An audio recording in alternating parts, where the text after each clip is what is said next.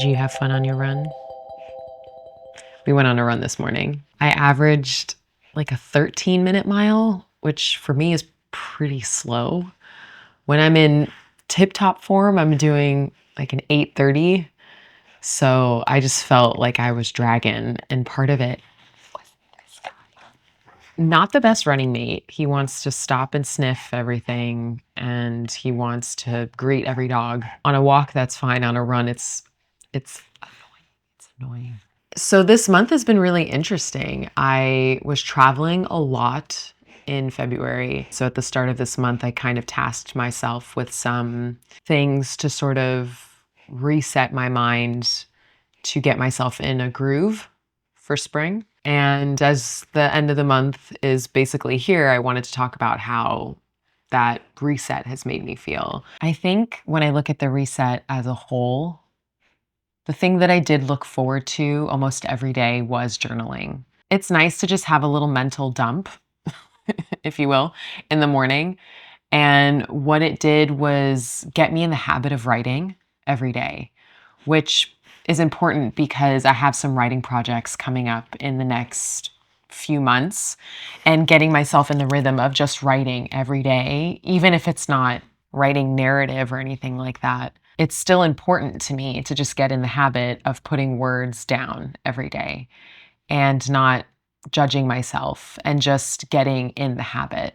So that was one thing that I didn't think I would love so much. And I think another thing that really got me during this month was that journaling every day weirdly made me want to read more. So I ended up finishing 3 books this month.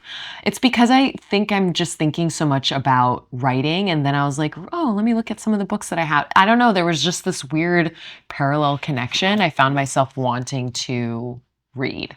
So I finished a few books this month as well, which was a complete bonus. Another thing I really loved was going to the movie theater once a week. I love going to the movie theater. I struggle though going by myself. And so there was one week, one of the rules that I made was to go to the movie theater once a week. And I missed 1 week this month because I didn't have anyone to go with who hadn't seen the movie that I wanted to see, so I just didn't go. I like having that debrief at the end of seeing a film in the theater, and you can't do that when you're by yourself. I did like a 5-minute art project every morning. I drew with Crayopaws in this one little notebook that I have. That was fun. I probably won't bring that into April with me.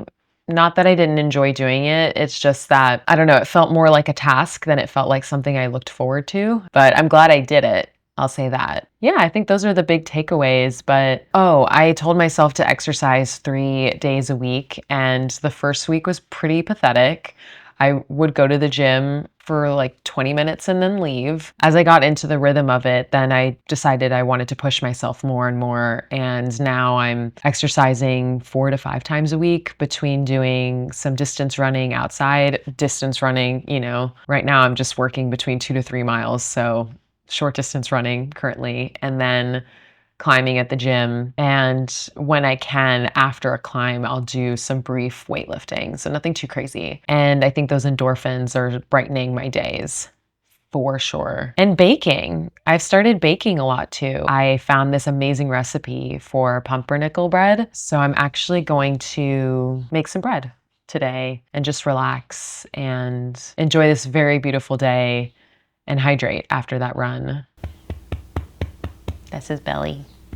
Is that your belly?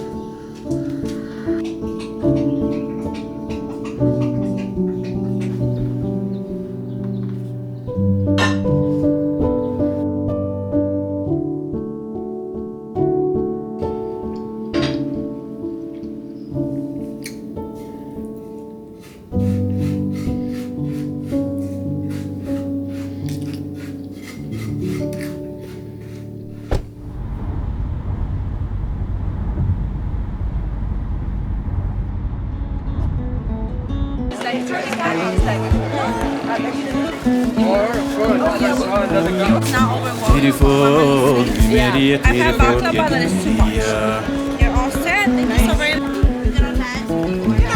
beautiful, Caught it just in time. immediate, beautiful,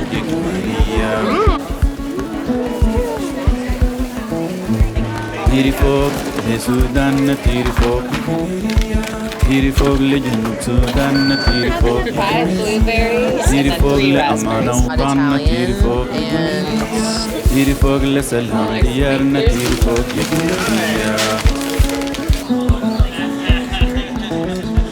beautiful, immediate, beautiful, Saute and roast him.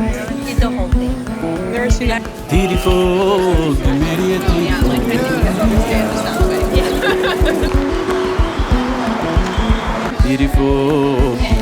beautiful, immediate, beautiful, beautiful, immediate, beautiful, beautiful, immediate, beautiful, beautiful, immediate, beautiful,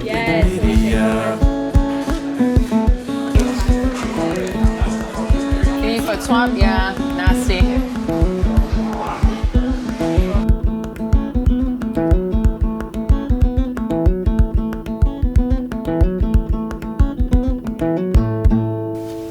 That was such a good morning. I wish I went to the farmer's market more than I do, but I do try and go more in the spring and summertime when there's just a lot more veggies, a lot more fruits. I got a bouquet of flowers. You saw my little haul. The climbing session was super great. I did hurt my hand, so I have this obnoxious band-aid on it, but it's just to potentially prevent any scarring. But now that I'm home and showered, I wanted to talk about some of the books that I read in the month of March, mostly because I've never done anything like this before on my channel. So I thought it would be fun to kind of talk about the kinds of books that I like to read and what I thought about what I read. I read these 2 books in tandem. I started this on vacation in January. I went to Key West and I picked this up at a Key West bookstore. And I had read her previous book, The Four Winds, and I really, really liked it. So I thought I would really like this one. And then I host a podcast, a science podcast, and for research on one of the episodes, it came up, this book came up. So I decided to start reading this book. As I was reading this book, they're both about nurses, but completely different stories. So The Women is about the women nurses in Vietnam. It follows primarily one female character and her 2 friends, and the primary female character's romances throughout her time in Vietnam, her time when she comes back to the US and how hard it is, and all the trials and tribulations that comes with not being recognized for the hard work that you've done. So that, and then The Black Angels is about how Seaview Hospital in New York in the early 1900s was primarily run by Black nurses because tuberculosis was the #1 illness that they treated at Seaview, and no white nurse wanted to work at that hospital.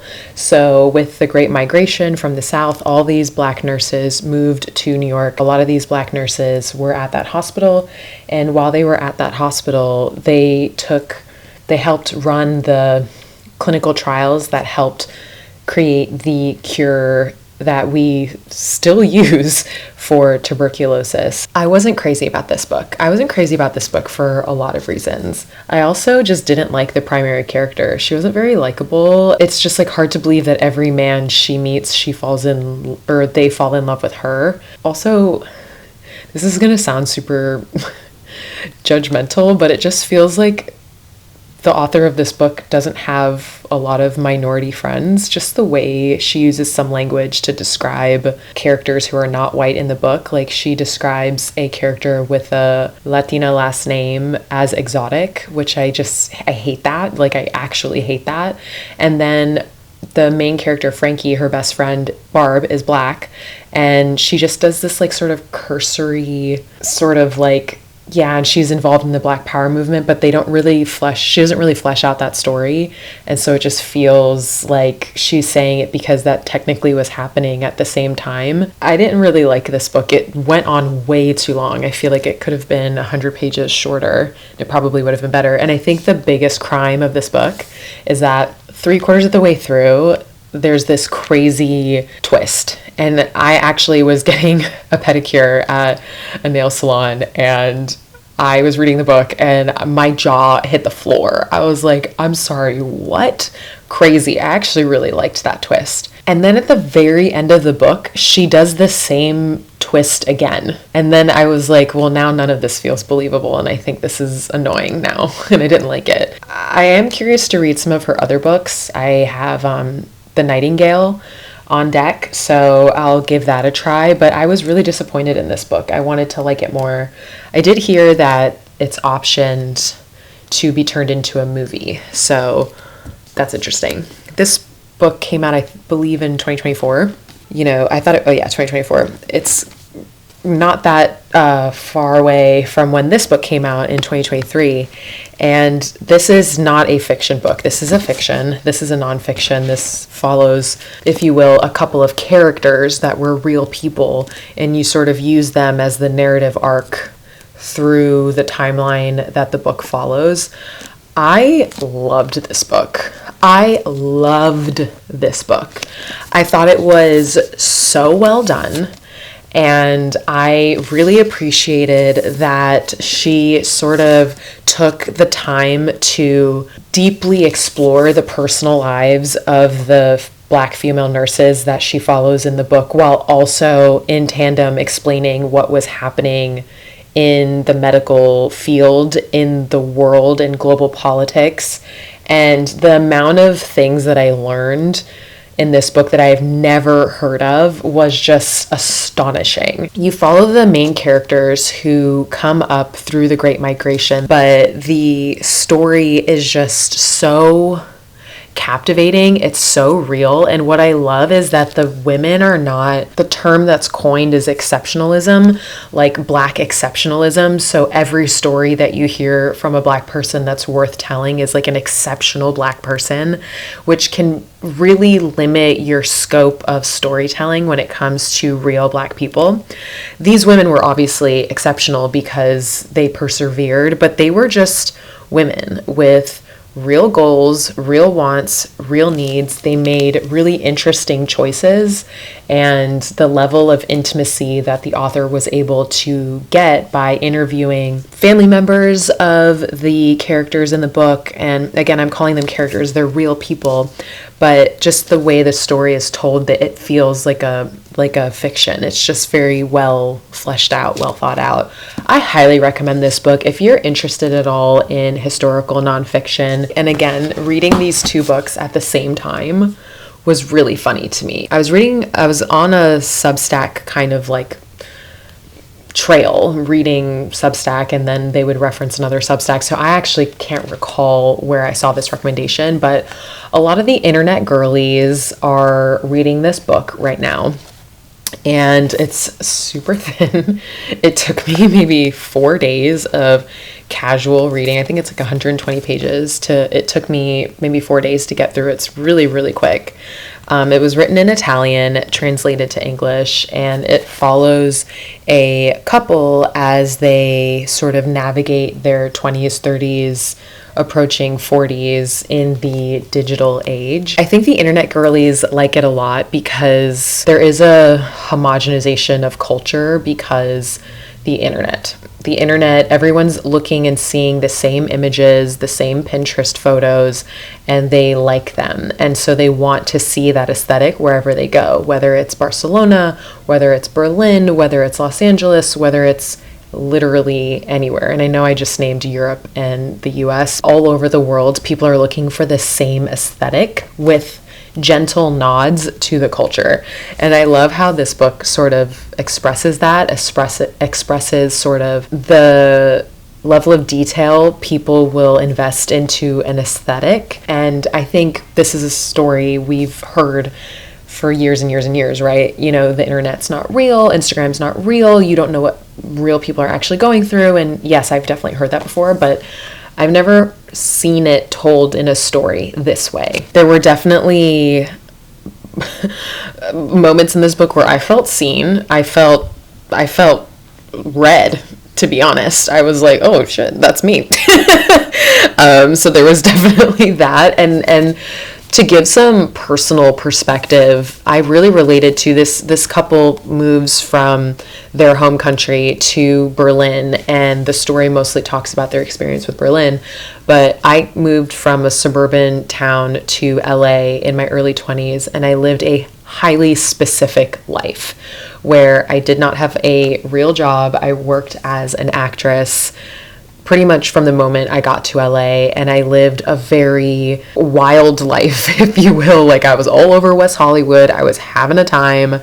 I was shooting TV shows, shooting movies, traveling all over. In my 30s, I just started to see the shift in Los Angeles, the shift in culture, and I really wanted to go back to that time. But something I think that's really interesting that some of this book talks about is that they even say it explicitly, the intersection of a place in time with your place in time. So LA was only going to be perceived by me that way at that time in my early 20s. So if I were to go back to West Hollywood and try and live that life, I couldn't, because I'm in my late 30s now and I have a completely different set of wants and needs and friends and everything. So it's just going to be different, but I am nostalgic for that time. And I miss that time of LA. I'm even writing a screenplay that takes place around that time in LA. So I felt really like, oh my gosh, I do have nostalgia for that for 10, 15 years ago.